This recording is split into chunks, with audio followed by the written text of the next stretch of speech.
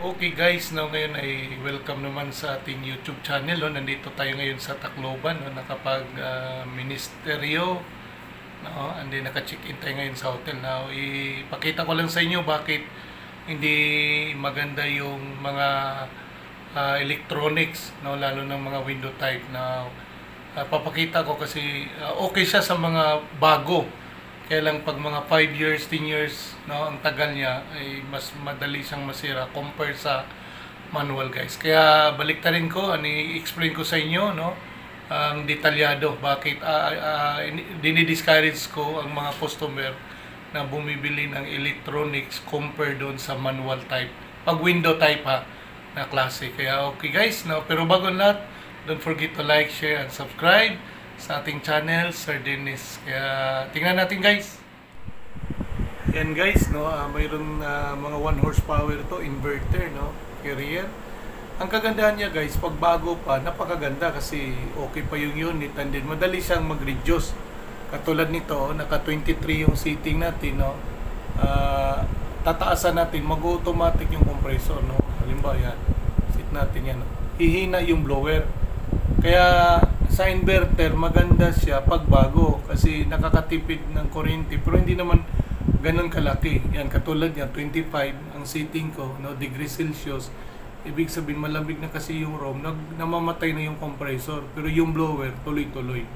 Kaya lang ang problema pag ito'y magtagal or 5 years, 10 years, pag may problema kasi guys sa electronics, lahat to ng board damage, lahat ng yung loob ng board ay masisira, no? Base ito sa bilang technician, bilang nakakaalam, mas magandang manual kasi alam niyo po kung bakit. Kasi kahit 5 years, 10 years, kung masira man, no? Kung halimbawa may problema man, madali siyang palitan kasi halimbawa thermostat at saka switch control, yun lang ang papalitan, magkano lang, 300 lang yun. Compare nito per board, mahal po to, no? At saka ang hirap niyang hanapan at hagilapin, no? Kasi board po to nasa loob, no? Kaya limba kung ang lugar nyo madalas burn out, mas maganda pa rin guys manual na window aircon, no? Kung ang lugar nyo madalas low voltage, no, hina yung kukurap yung ilaw, yun po yung mga sign, sinyalis, mas maganda pa rin yung manual, no? Ang inverter, sabi ko nga maganda siya pag bago pa, mga 1 year, 2 years. May mga customer nga tayo guys na isang taon lang mahigit nasisira na yung board, no? Marami akong ngayong customer nakapila na i-convert yung manual, no? Pero may mga electronics type, mga di-remote na ang problema ay hindi siya pwedeng ma-convert na manual, no?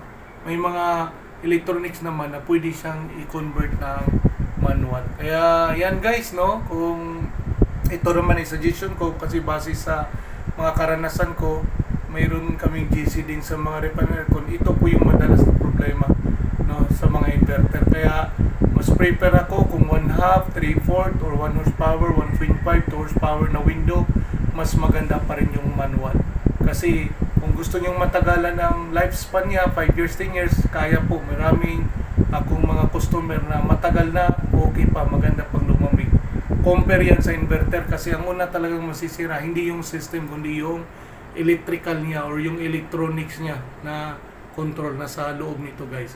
Kaya yan, mayroon tayong tips naman sa umagang ito, no? At uli, no, huwag niyong kalimutan i-like, share, and subscribe ang ating channel, no, Sir Dennis, para mas baybayan niyo pa ang mga susunod kong video. Kaya maraming salamat, no? Dito na lang guys, and thanks for watching. Okay guys,